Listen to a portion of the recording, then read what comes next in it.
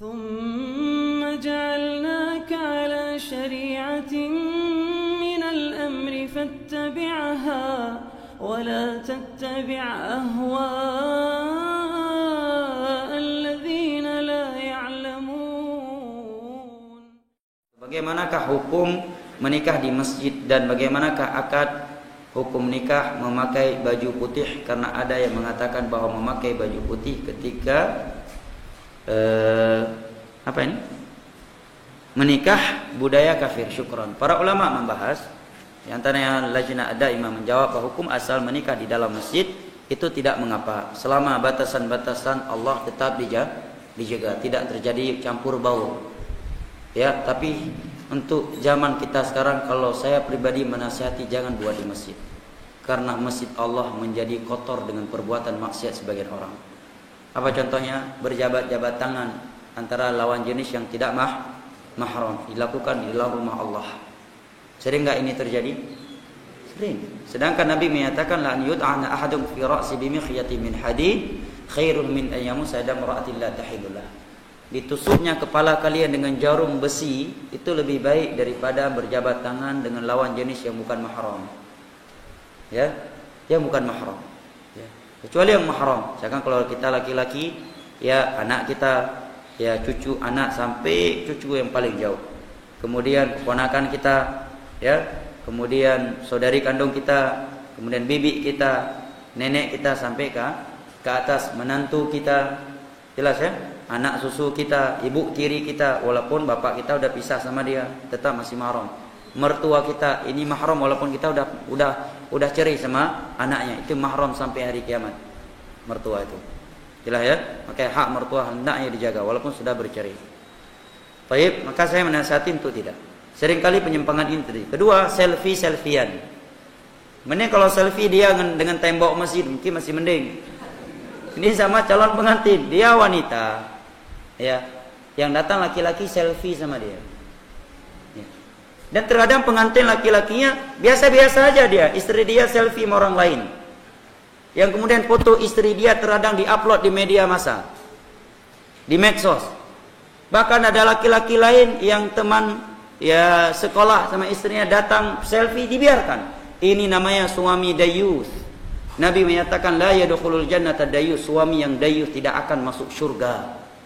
Tidak ada rasa cemburu terhadap istrinya. Itu dayus dalam Islam. Senang istrinya berjabat tangan dengan lawan jenis tanpa mahram. Senang istrinya mengupload foto-fotonya di medsos. Ya, tidak ada pengingkaran. Senang istrinya memamerkan auratnya. Bahkan sebagian suami kalau istrinya tidak berpenampilan seksi enggak dibawa ke acara pesta nikah. Istri-istri yang lain semua cantik-cantik, semuanya pakai make up, pakai bisnis. Masa kamu kayak gini enggak bisa secantik mereka? Ini suami dayus namanya. La yadkhulul jannata dayus, suami yang dayus tidak akan masuk surga. Enggak mesti suami ya dayus.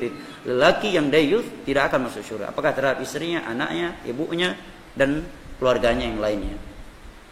Di antara penyimpangan juga terjadi ketika akan nikah dalam masjid adalah sebagian mereka tidak lagi memperhatikan adab-adab masjid. Masalah masuk wanita haid masuk masjid memang ini khilaf, dan yang rajih boleh. Yang rajih dari pendapat para ulama boleh. Ya. Bukan ini pembahasannya di sini, saya enggak saya sebutkan dalil-dalilnya ya. Di antara dalilnya secara ringkas ketika Aisyah radhiyallahu anha haid di haji wada. Beliau bertanya apa saja yang boleh saya lakukan, maka Nabi menjawab if'ali ma yaf'alul hajj illa an tatufi bil bait. Lakukan apa yang biasa dilakukan oleh orang yang sedang melakukan ibadah haji kecuali tawaf di Ka'bah. Di antara kebiasaan orang menunaikan ibadah haji berada di dalam rumah Allah. Dan di antaranya juga adalah ada seorang wanita di masa Nabi, seorang wanita kecil, dia tinggal di dalam masjid, tidak punya rumah. Tetapi Nabi tidak pernah berpesan kepada dia kalau kamu haid keluar dari masjid. Adapun hadis ini la uhillul masjid li haidin wala junubin, aku tidak menghalalkan masjid untuk wanita haid dan untuk orang yang junub. Hadisnya adalah hadis dhaif karena dalam sanadnya ada seorang rawi yang bernama Jasrah ibnu Dujajah, yang kata Imam Al-Bukhari dia seorang rawi yang memiliki riwayat-riwayat yang aneh. Wa hadza min ajaibiha, ini adalah riwayat salah satu riwayat dia yang aneh. Jelasnya, namun kalau tidak terlalu ada kebutuhan yang mendesak agar dia tidak masuk ya, untuk keluar dari khilaf yang ada di antara ulama. Di antara adab yang sering diabaikan oleh tamu nikah dan rata-rata mempelai juga melanggarnya, apalagi si wanita yang sudah pakai baju pengantin tidak melakukan salat tahiyatul masjid. Sedangkan Nabi SAW bersabda, "Idza dakhala ahdukumul masjida fala yajlis hatta yusalli raka'atin." Apabila salah satu di antara kalian masuk ke masjid, jangan dia duduk sampai salat 2 rakaat. Hadis riwayat Al-Imam Al-Bukhari dan Muslim dari sahabat Abi Qatadah Al-Ansari radhiyallahu anhu. Jelas ya? Tetapi kalau batasan-batasan syariat bisa dijaga, ya secara hukum sah-sah saja. Namun kondisi seperti ini terkadang kita tidak bisa melarang ya tamu melanggar hal tersebut. Kalau saya pribadi menasihati bagi yang ingin membuat akad nikah agar dibuat di dalam masjid. Adapun apa hukum memakai baju warna putih? Kalau sekedar warna putih tidak ada larangannya dalam Islam. Tidak ada ketentuan warna tertentu untuk pakaian wanita. Adapun penyebutan di masa itu mereka memakai baju hitam, kain hitam, ya, itu bukan sebagai pembatasan. Boleh seorang wanita memakai pakaian-pakaian selain warna hitam, tidak identik dengan hitam, tetapi hendaknya dia menjauhi setiap warna yang mencolok dan mengundang perhatian kaum lelaki. Apa contohnya warna pink, lewat, walaupun dia nggak cantik, tetap orang melihat karena warna pink, ya kan? Ya warna kuning, ya. Selain warna hitam, selama itu warna tidak mencolok dan tidak mengundang pandangan lelaki terhadapnya, itu tidak terlarang. Tapi nampaknya yang dimaksud bukan warnanya, tetapi pakaian budaya kafir yang besar kali itu ya. Pakaian apa namanya itu? Yang bawahnya besar sekali. Kalau dia jalan sampai harus diangkat kain bawahnya, sayem, selayar.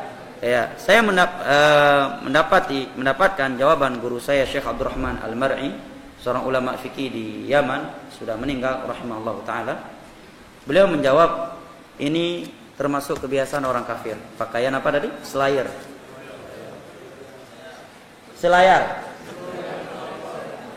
Nggak ada yang jelas ucapannya. Selayar. Nah, pakaian selayar yang besar itu kan. Nah, kata beliau ini termasuk tasyabbuh bil kuffar. Dan Nabi bersabda, "Man tasyabbah biqaumin fahuwa minhum."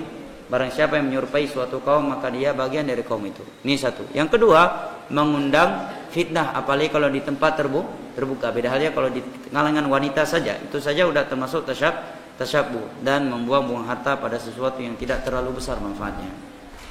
Berapa sekali sewa pakaian selayar tadi? 7 juta. Masya Allah. Baik.